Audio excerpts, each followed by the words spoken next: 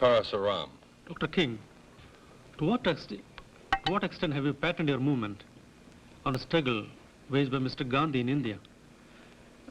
And to what extent is struggle of the American Negro part of the worldwide movement for freedom of the Afro-Asian people? Because after all, you're also basically an African people settled down in the United States.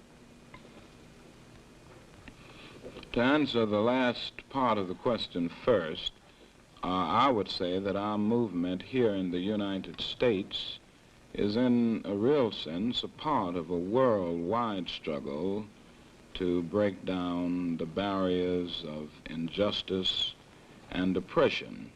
It is not an isolated or detached struggle, but it is a part of this worldwide struggle for freedom and human dignity. Now, on the first part of the question, I would say that our movement has been patterned after the Gandhian movement in India a great deal. I have been influenced by Mahatma Gandhi a great deal, and I think this is true of many, many people in the movement in the United States.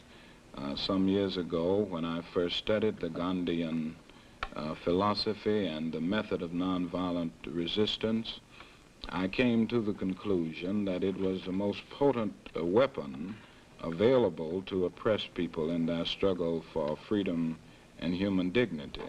And I would say that this overall direct action movement with its sit-ins and its stand-ins, its wade-ins, its kneel-ins, its mass marches and pilgrimages and all of the other elements that enter the struggle have been patterned a great deal after Gandhi. Now, there are certainly some sociological differences in that in the United States we are a numerical minority facing the opposition of many individuals who form a numerical majority, when in India it was the other way around.